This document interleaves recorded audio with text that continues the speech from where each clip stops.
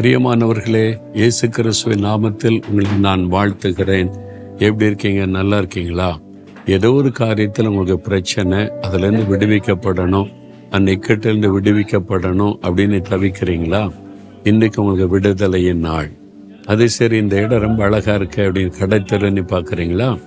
எருசலேமில் இருக்கிற ஒரு கடை வீதி, அதாவது ஓல்டு ஜெருசலம், பழைய எருசலேம், மதில் சுவருக்கு உள்ளே இருக்கிற எருசலேமுடைய கடை வீதி. இதே மாதிரி நிறைய கடை வீதிகள் இருக்கிறது. இதுக்குள்ள நீங்க போக ஆரம்பிச்சீங்கன்னா கொஞ்சம் விவரம் தெரியாம இன்னும் சுத்திக்கிட்டே இருக்க வேண்டியதுதான். அவ்வளோ கடைகள் இருக்கிறது, அவ்வளோ வீதிகள் இருக்கிறது. ஆனா மக்கள் நிறைய பிஸியா இருக்கிறாங்க. வந்து போக, ஜாமான்கள் வாங்க, எல்லா விதமான பொருட்களும் இங்கே கிடைக்கும் இந்த கடை வீதியில. இது சின்ன இடம் தான். இது மாதிரி நிறைய கடை வீதிகள் இருக்கிற உள்ள போக போக போக நீங்க பார்க்க முடியும்.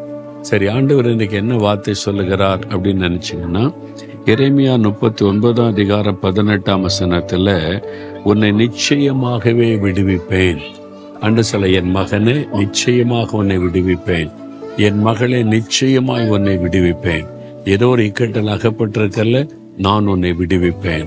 இந்த பிரச்சனையிலிருந்து விடுவிப்பேன், இந்த கட்டுகளிலிருந்து உன்னை விடுவிப்பேன், இந்த நெருக்கத்திலிருந்து உன்னை விடுவிப்பேன், இந்த அவமானத்திலிருந்து உன்னை விடுவிப்பேன், இந்த மனுஷருடைய உபத்திரவத்திலிருந்து விடுவிப்பேன், பொல்லாத மனுஷருடைய சதி ஆலோசனையிலிருந்து விடுவிப்பேன் என்று ஆண்டவர் சொல்லுகிறார்.